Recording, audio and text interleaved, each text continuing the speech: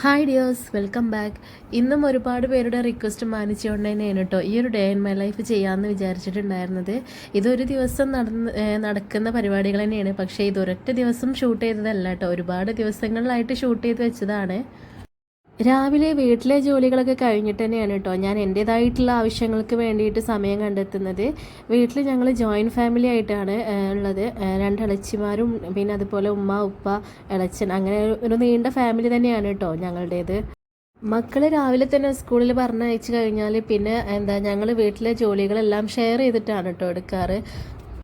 പിന്നെ മൂന്നാളില്ലാത്തൊരു സാഹചര്യങ്ങൾ വരുന്ന ദിവസങ്ങളിൽ ഉമ്മയും കൂടെ ഞങ്ങളെ ഹെൽപ്പ് ചെയ്യാറുണ്ട്. പിന്നെ എൻ്റെ ഈ ഒരു സംരംഭത്തിന് ഇളച്ചിമാരുടെ ഉമ്മാൻ്റെ ഉപ്പാൻ്റെ എല്ലാവരുടെയും സപ്പോർട്ട് ഉള്ളതുകൊണ്ടാണ് കേട്ടോ എനിക്കിത് മുന്നോട്ട് കൊണ്ടുപോകാൻ കഴിഞ്ഞിട്ടുള്ളത്. ഒരു ഫാർമസിസ്റ്റായ ഞാൻ ഈ ഒരു ഫീൽഡിലേക്ക് ഇറങ്ങാനുണ്ടായ കാരണം എല്ലാവരും ചോദിക്കാറുണ്ടല്ലേ, അതെ ഈ ഒരു മുതലാണ് കേട്ടോ അതിനുള്ള കാരണം എന്ന് വെച്ചാൽ. എന്താണെന്ന് വെച്ചാൽ ഞാൻ പ്രഗ്നൻ്റ് ആയപ്പോഴാണ് ഞാൻ എൻ്റെ ജോലി റിസൈൻ ചെയ്തിട്ടുണ്ടായിരുന്നത്. പിന്നെ ആ സമയത്ത് മോനെയും കൊണ്ട് എനിക്ക് എന്തായാലും ഡ്യൂട്ടിക്ക് ഇറങ്ങാൻ പറ്റാത്ത സാഹചര്യമായിരുന്നു. പിന്നെ വീട്ടിലിരുന്ന് ബോറടിച്ചപ്പോഴാണ് കേട്ടോ എന്ത് ചെയ്യണം എന്നറിയില്ല. ആ സമയത്തൊക്കെ ഞാനിതുപോലെ റീസെല്ലിങ് സ്റ്റാർട്ട് ചെയ്തിട്ടുണ്ടായിരുന്നു. പിന്നെ എനിക്കിതിനോട് ഭയങ്കര ഇഷ്ടമായിരുന്നു കേട്ടോ, ഓരോന്ന് ഡിസൈൻ ചെയ്യാനും കാര്യങ്ങളൊക്കെ. ഞാൻ മുന്നിൽ പഠിച്ചിട്ടൊന്നുമില്ല, പക്ഷേ പിന്നെ എനിക്കത് വീട്ടിലിരുന്ന് ബോറടിച്ചപ്പോൾ യൂട്യൂബിൽ ഓരോ വീഡിയോസ് കണ്ടിട്ട് അങ്ങനെ ഇരുന്ന് പഠിച്ചുകൊണ്ട് ചെയ്തെടുത്തതാണ് കേട്ടോ. അങ്ങനെ വീട്ടുജോലിയൊക്കെ കഴിഞ്ഞ് മോന് ഭക്ഷണമൊക്കെ കൊടുത്തു കഴിഞ്ഞാൽ പിന്നെയുള്ള പരിപാടി ഇതാണ് കേട്ടോ, ഫോട്ടോഷൂട്ട്. നമ്മൾ ചെയ്ത ഡ്രസ്സിൻ്റെ ഫോട്ടോസ് എടുക്കുക. അതൊക്കെ ഇങ്ങനെയൊക്കെയാണ് കേട്ടോ ഞങ്ങൾ ഇതുപോലെ എടുത്തിട്ട് നിങ്ങളിലേക്ക് എത്തിക്കുന്നത്. അതിനിടയിലൊക്കെ മോൻ എൻ്റെ കൂടെ സപ്പോർട്ട് ചെയ്ത് കൂടെ ഉണ്ട് കേട്ടോ. ചില നേരത്തെ എനിക്ക് ഓരോ പണിയും തരുന്നുണ്ട്.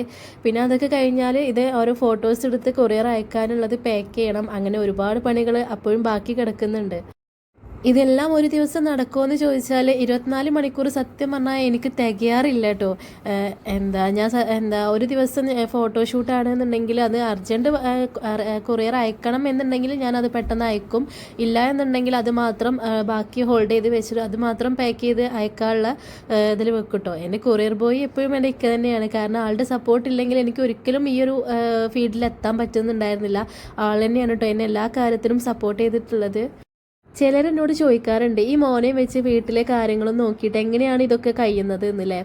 വീട്ടിലെ കാര്യങ്ങൾ നമ്മൾ രാവിലെ നമ്മളെ ജോലി കഴിഞ്ഞ് കഴിഞ്ഞാൽ പിന്നെ നമ്മൾ ഉച്ച തൊട്ട് വൈകുന്നേരം വരെ ഫ്രീ അല്ലേ. ആ സമയത്തിനുള്ളിലാണ് കേട്ടോ ഞാൻ ഈ ഒരു കാര്യങ്ങളൊക്കെ ചെയ്യുന്നത്. ഒരു ദിവസം പാക്കിംഗ് ആണെങ്കിൽ അടുത്ത ദിവസം ഫോട്ടോഷൂട്ട്, എല്ലാ ദിവസവും എന്തായാലും വർക്ക് എന്തായാലും ഞാൻ ചെയ്യും. അതിന് വേണ്ടിയിട്ടൊരു സമയം എന്തായാലും കണ്ടെത്തും കേട്ടോ. അവൻ ഉറങ്ങുന്നത് വരെ പാക്കിങ്ങും അതുപോലെ ഫോട്ടോഷൂട്ടൊക്കെ നടത്തും. അവൻ ഉറങ്ങിക്കഴിഞ്ഞാലാണ് ഞാൻ വർക്ക് ചെയ്യാറുള്ളത്. ഇനി അഥവാ എണീറ്റ് കഴിഞ്ഞാൽ ഇതായിരിക്കും കേട്ടോ അവസ്ഥ. ഈ വീട്ടുജോലിയൊക്കെ കഴിഞ്ഞിട്ട് ഒന്നിനും സമയം കിട്ടുന്നില്ല എന്ന് പറയുന്നതോട് എനിക്കൊന്നേ പറയാനുള്ളൂ കേട്ടോ. സ്വന്തമായിട്ടൊരു ഇൻകം നിങ്ങൾ ആഗ്രഹിക്കുന്നുണ്ട് എന്നുണ്ടെങ്കിൽ കുറച്ച് കഷ്ടപ്പെടാൻ നിങ്ങൾ തയ്യാറാവണം കേട്ടോ.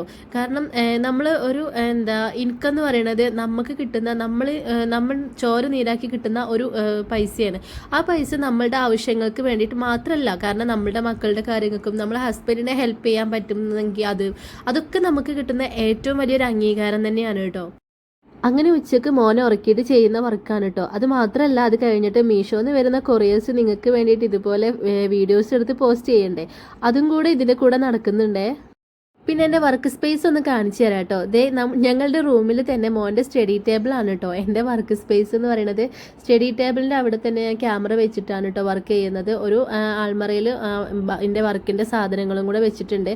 അങ്ങനെ സ്വന്തം റൂമിൽ തന്നെയാണ് കേട്ടോ ഞാൻ ഇതും കൂടെ മാനേജ് ചെയ്ത് കൊണ്ടുപോകുന്നത്. ചില ദിവസങ്ങളിൽ എന്തെങ്കിലും കാരണം കൊണ്ട് എനിക്ക് പാക്ക് ചെയ്യാൻ സമയം കിട്ടാറില്ലെങ്കിൽ രാത്രിയും കൂടെയാണ് കേട്ടോ പാക്ക് ചെയ്യാറും പിന്നെ അതുപോലെ പ്രൊമോഷൻ വീഡിയോ ഒക്കെ ചെയ്യാറുള്ളത്. മോനൊരു വയസ്സാവണിൻ്റെ മുന്നേ നല്ല സുഖമായിരുന്നു കേട്ടോ. അവനെ അവിടെ കിടത്തി അവിടെ കിടക്കും, അങ്ങനെ വലിയ പ്രശ്നങ്ങളൊന്നും ഉണ്ടായിരുന്നില്ല. പിന്നെ കുറച്ചായപ്പോൾ തുടങ്ങിട്ടോ അപ്പം എനിക്ക് അവനെയും കൊണ്ട് ഒട്ടും വർക്ക് ചെയ്യാൻ പറ്റാത്ത സാഹചര്യങ്ങളൊക്കെ ഉണ്ടായിട്ടുണ്ട്. ഈ വർക്ക് ചെയ്യുന്ന സമയത്തായിരിക്കും കേട്ടോ അവനെ ഉണരുക. അപ്പോൾ ആ സമയത്ത് എൻ്റെ വർക്കും നടക്കും, അവനെ ഈ തൊട്ടിലാട്ടലും നടക്കും. കാലുകൊണ്ടൊക്കെയാണ് ഞാൻ ആട്ടി അവനെ ഉറക്കിയിട്ടുണ്ടായിരുന്നത്. ഇങ്ങനെ ഒരുപാട് കഷ്ടപ്പാടിനുള്ളിൽ തന്നെയാണ് കേട്ടോ ഞാൻ നിങ്ങൾക്ക് ഓരോ ഡ്രസ്സും കസ്റ്റമൈസ് ചെയ്ത് നിങ്ങളുടെ മുന്നിലേക്ക് പറഞ്ഞ സമയത്തിനുള്ളിൽ എനിക്ക് എത്തിക്കാൻ പറ്റുന്നത്. പിന്നെ രാത്രി ഒരു 10 മണിയാവട്ടെ ഉറങ്ങണമെങ്കിൽ അതുവരെ ഇതാണ് അവസ്ഥ. വർക്ക് ചെയ്യുമ്പോൾ ആൾക്കൊപ്പം ഇരിക്കണം കേട്ടോ. എന്നിട്ട് ഇതുപോലെ എങ്ങനെ ഓരോന്നെടുത്ത് അവനിങ്ങനെ കളിച്ചുകൊണ്ടിരിക്കും. പിന്നെ അതിനിടയിൽ കട്ട് ബീഡ്സ് ഒക്കെ താഴെ വീണാൽ അവൻ തന്നെ പൊറുക്കിയെടുക്കും കേട്ടോ. അതിനെ വലിയൊരു കാര്യമാണ്.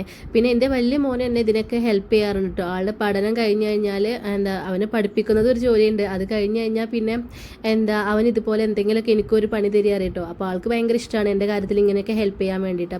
നമുക്ക് എന്ത് ചെയ്യുകയാണെങ്കിലും നമുക്ക് വേണ്ടത് സപ്പോർട്ടാണല്ലേ. അപ്പോൾ അതുകൊണ്ട് തന്നെ എനിക്ക് ഈ ഒരു കാര്യത്തിൽ എൻ്റെ ഹസ്ബൻഡിൻ്റെ ഫാമിലി ഫുൾ സപ്പോർട്ട് ഉണ്ട് കേട്ടോ.